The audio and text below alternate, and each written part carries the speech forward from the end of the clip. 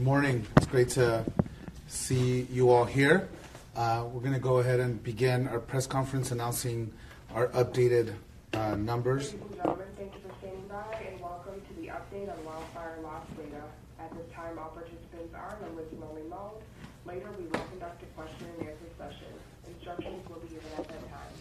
If you should require assistance during the call, please press star and 0. As a reminder, this conference is being recorded. I'll now extend the conference over to our host, Insurance Commissioner Ricardo Lara. Please go ahead. Great, thank you. 2 months ago, California experienced the most devastating wildfires in the last 100 years, destroyed nearly the entire town of Paradise, as you all know very familiarly. The November fires left 89 people dead and thousands homeless. To date, more than $11.4 billion in uninsured losses have been reported from the November fires. That number is up more than $2.3 billion from the amount reported in December. That's a 25% increase. More than 13,000 insured homes and businesses suffered a total loss out of more than 46,000 claims reported by our insurers in the state. We expected these numbers to rise slightly, but to stay fairly steady based on the past fire events. Our next update on the 2018 numbers will be in April. Today, survivors of the Camp and Woolsey Hill fires are looking ahead to a long road to recovery. The Department of Insurance is always here to help.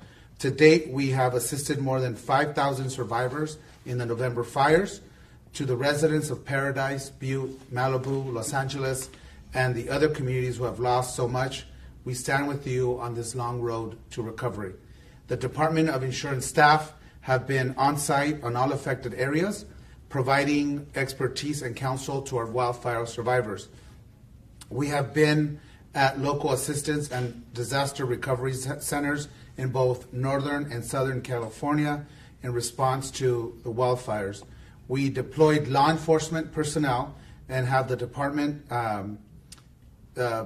from the department to the devastated communities to deter scam artists who might otherwise prey on our vulnerable victims. We've blocked, when roads were blocked and hazards prevented campfire survivors and insurance company adjusters from accessing restricted burn areas. Our enforcement team escorted our homeowners and insurance claim adjusters to assess our losses. That allowed homeowners to view their properties and insurers to inspect more than 1,200 properties and expedite claims for property and auto losses so people can get paid faster. I also want to thank our law enforcement and staff and the Butte County Sheriff's Office for your fast work in assisting our homeowners. We have intensive workshops planned in the coming weeks to help survivors from the November fires with their insurance needs. There's also another side to the story. We need to continue to be better prepared for more extreme wildfires. Our current wet winter weather is laying again the seeds for another year of growth, and climate change, as we know, is not our friend. Governor Brown's last budget increased funds for the Healthy Forest programs, and Governor Newsom's proposed budget bills on this. We're very happy for his work. The federal government is our partner in managing the wildlands to reduce the risk of wildfire. The shutdown obviously did not help, as crews who should be doing the prescribed burns now were not working. I'm glad the shutdown is over and our federal workers can get back on the job so we can work together to prepare for what is unfortunately the inevitable. In closing, we have a long way to go before we can feel whole again. We expect that homeowners in any of the areas that are present of high risk of wildfire loss, that we'll have fewer options for coverage. So we have seen an uptick in non-renewals, and we will continue to monitor this closely. The Department of Insurance, again, is committed to working tirelessly with our fellow agencies to ensure that we have a system in place that protects wildfire survivors, prevents wildfires, and preserves our state. I want to thank you and take questions now, starting with those reporters that are in the room. So the cause of the Camp Fire and the Woolsey and Hill Fire hasn't yet been determined, Correct. but at least for the Camp Fire, PG&E is suspected. Can you talk about if PG&E's equipment is found responsible, what the potential bankruptcy could mean for insurance companies that are now going to have to pay out these claims? Right, that's a great question. You know, we feel confident that obviously we're still monitoring the outcome is still undecided on who is responsible for that fire, but we know that the insurers have the money they need to make sure that we can make the claims whole. So regardless of who's at fault, we are confident that the insurers have the money to make sure that we make people whole. If you can give us some more perspective on the numbers, you said this is a 25% increase from December, the last numbers, but what about overall for the state of California for 2018? I mean, can you talk about that? Is this a record in insured losses? Yeah, the grand total from the Camp Fire is approximately $8.4 billion, and it's $1.4 billion more than reported in December. So the actual grand total for the Woolsey fires is approximately $3 billion, which gets us to the $1 billion, right, that we reported in December.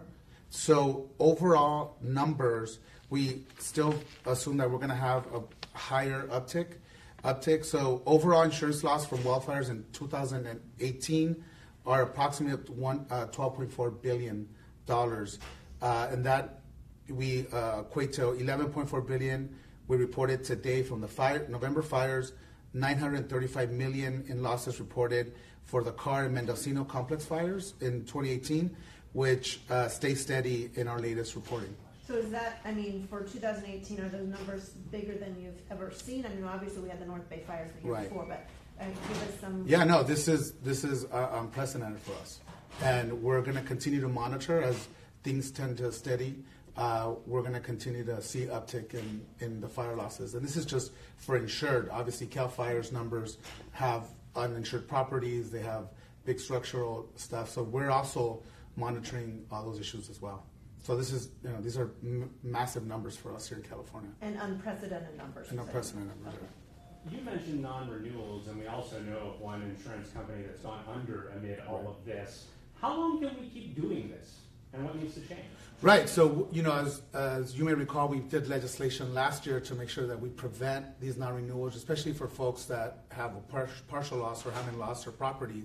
We are seeing that there is an uptick. We are monitoring as the Department of Insurance to make sure we get the data to figure out exactly how many non-renewals we're seeing and what areas we're seeing. So this is data that we'll be receiving soon.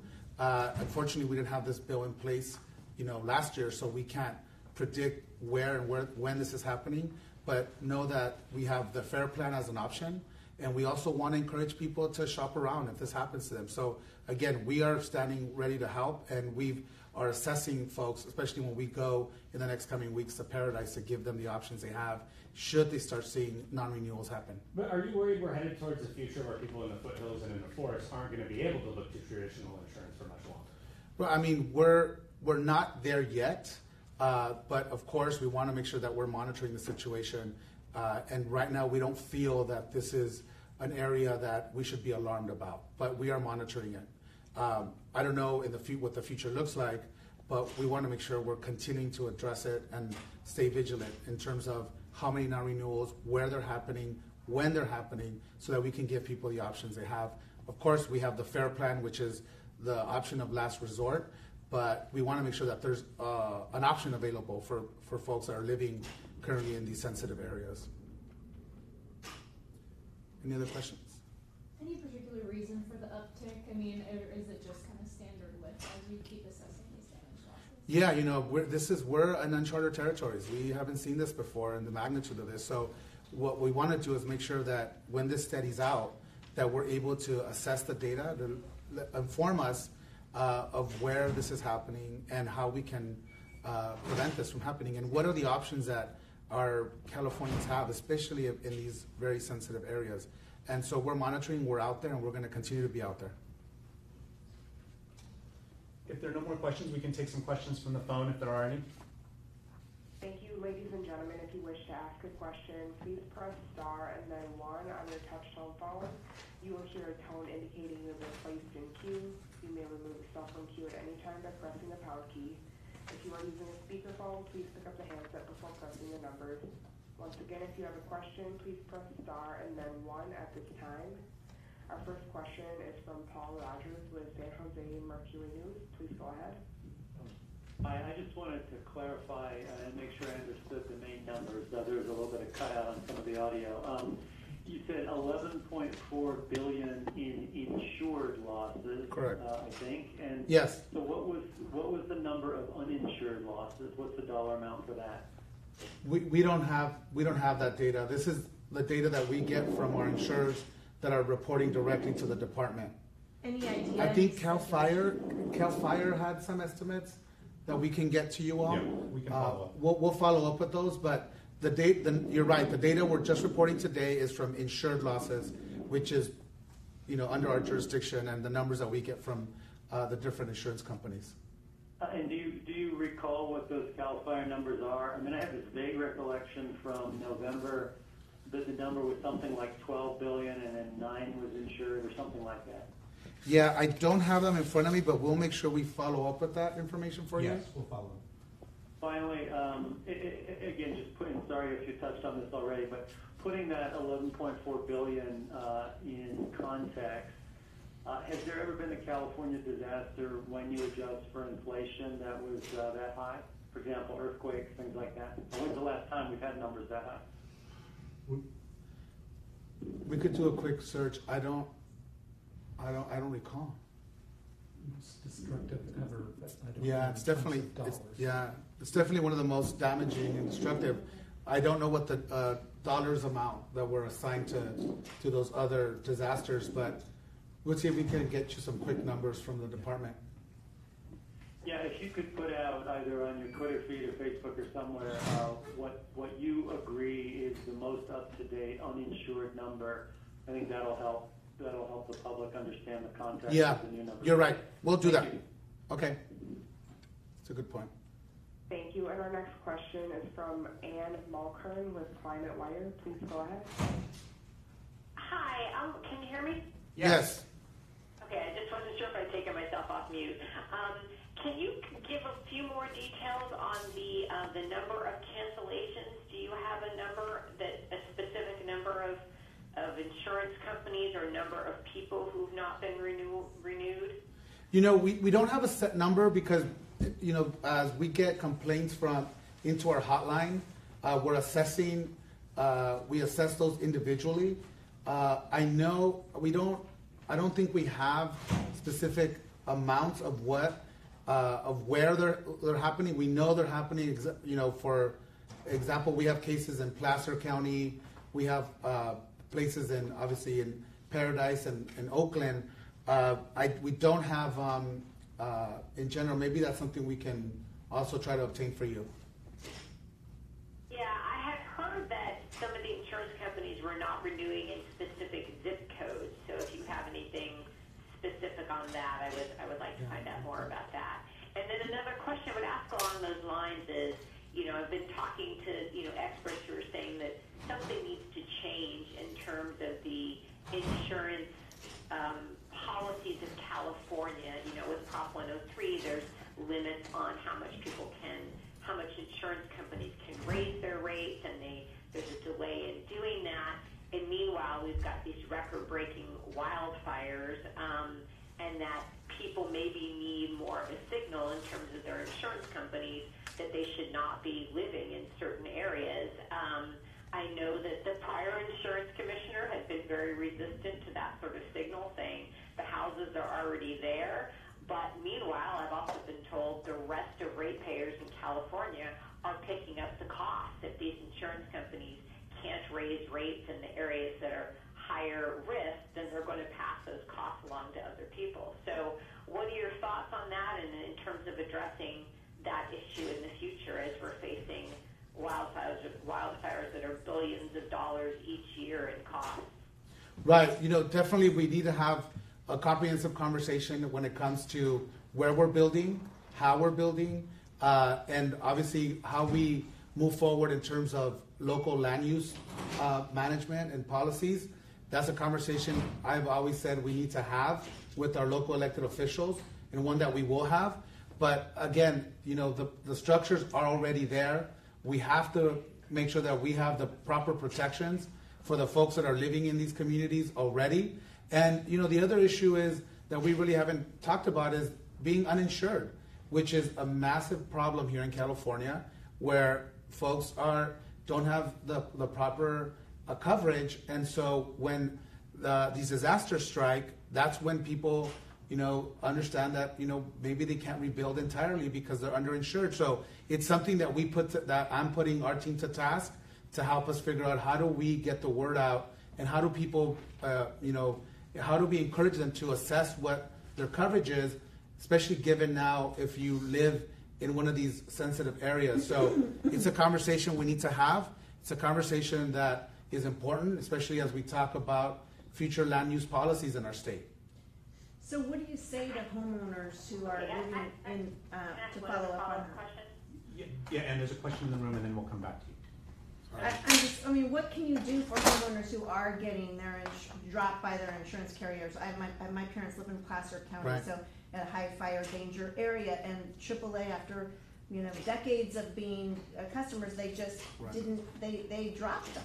Right. So what are homeowners supposed to do, and what are you doing to help them? So what they should do is call us immediately, because we have on our website an exact a place where we help them figure out how do they shop around for a different policy, how do we get them the information they need, and ultimately we have the FAIR plan to cover them, which is exactly why we created this plan for them.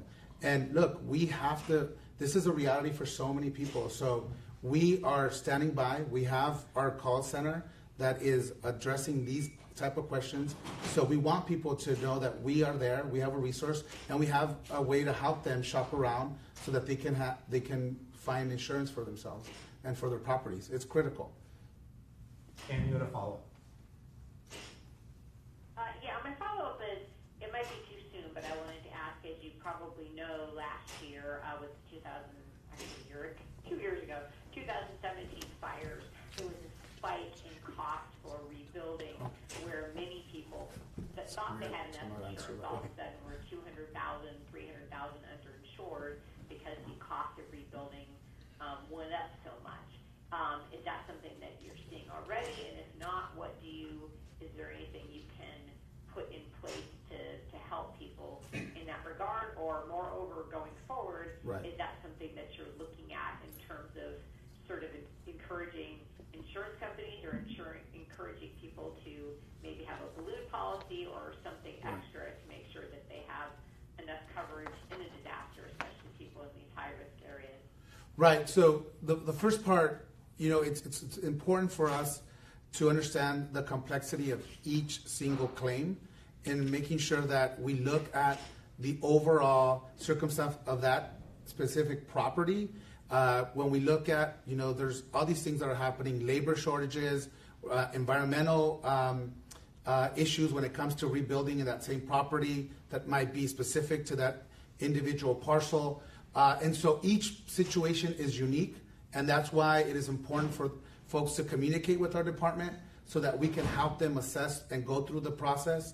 And what was the second part of your question? Is there anything that you're doing to sort of encourage, to prevent this from happening in the future? That insurance companies need to disclose to people that there's Right. a possibility of these spiked prices, that maybe people should be getting, a little bit extra, or some sort of balloon policy, especially if they're in a high-risk area, to protect themselves if there is a disaster of this sort, given how this keeps happening repeatedly? Right, that's a great question. We're actually in the midst of working on a public campaign so that people understand, so they get to understand what their current policy is. We also want to make sure that we're looking at possible legislative solutions so that we can work with the insurance industry to make sure that we're helping and better inform our communities. So there's different things that we're pondering and we're looking at as we move forward again, trying to do a better job of disclosing what the current policy holds. How do we keep a policy current? And how do we encourage folks who are already living in these sensitive areas to understand what their policy actually says? And so we're cognizant of the fact that this is going to be a multi-pronged approach as we continue to address this problem of folks that are uninsured and folks that are particularly uninsured in these high-risk sensitive areas now. Have you heard from any particular insurance company that they said, hey, we're planning on backing out if there's another bad fire season? No, but we haven't heard of anyone to date. Everybody's I think willing to be and are being very respectful and making sure that we pay out the claims. And I did have a number here on the amount of claims that have been paid thus far. Where do we have that? It's about half. It's in there. What page? I saw it here. Oh, here we go. So to date, we have insureds paid out roughly half of the losses from the 2018 fires, which is $6.3 billion overall. And so we expect that number to continue to rise. Obviously we know insurers pay actual cash value for the structure and the contents initially, but replacement costs are much later. So this is why it takes us a little bit of more time, and the case by case is so important. So we encourage people to contact the department so that we can assist them with a particular case. It's critical. And is that number just for the camp or Camp Fire, or is that statewide? This is statewide overall, 2018 numbers. Any other questions from the phone? We do have a question from Dale Kassler with Sacramento Bee. Please go ahead. Hi, thank you. Just a quick clarification. I want to make sure I heard you right. Did you say the Camp Fire insured claims are $8.4 billion, and then the Car Fire and Mendocino Complex Fire is about another $930 some million? Is that right? Yes, I'll repeat it for you. Maybe let's repeat, since it seems like people on the phone are having trouble. Maybe we just repeat that part from the top. Right. Okay, so overall insured losses from the wildfires for 2018 are $12.4 billion. $11.4 billion we reported today are from the November fires, and $935 million in losses reported for the Carr and Mendocino complex fires from July 2018, which has stayed steady in our last reporting. Okay. And do you think that that $8.4 billion figure from the Camp Fire, do you think at this point now, we're however many months after the fire, that this is kind of the end of it? Or do you think the number is likely to grow considerably? What is your sense of things? I think they'll stay steady. It again depends on the individual cases that we're getting, especially when it comes to replacement costs, because that takes us a little more while to work with our customers and consumers. So I think it should stay steady, but I have a hunch it's going to continue to rise steadily. Okay. Thank you. Thanks very much. Thank you. Are there any other questions? If not, we will. I do have a question from Curtis Alexander with San Francisco Chronicle. Please go ahead. Yeah, I was just looking for a clarification of the numbers as well, which you just did, so thank you. Okay. Lots of numbers. And I do have a question from Catherine C. with Bloomberg News. Your line's open. And again, sorry, that was just a clarification on the numbers, so we're all set. Thanks so much. Great. And we will circulate these numbers as well. Real quick, I seem to recall from one of their 8K forms, PG&E saying something about $1.5 billion, if I got the number in my head correctly, of insurance that they had. Does your office deal with that type of insurance as well? And is there an anticipation that utilities will be able to insure themselves going forward in the future for fires like this? That's the big question as we're working with the governor on his strike team to figure out what really is going to be the impact of PG&E's decision to go bankrupt. But it's too soon to say what that impact's going to have. I know the department is monitoring that impact, and so we're trying to work this through the strike team and through the governor's office as well to try to really figure out what's going to be that impact. I mean, it's too soon to say. But is that type of insurance something that crosses paths with your office, or is that? It's probably through what's called surplus lines, Right. so not the admitted market, so it's not a rate we regulate. Got Yeah, it. It's a little specialized. Okay. right. Thanks. Well, thank you so much. Appreciate your time. Thank you, everyone. Ladies and gentlemen,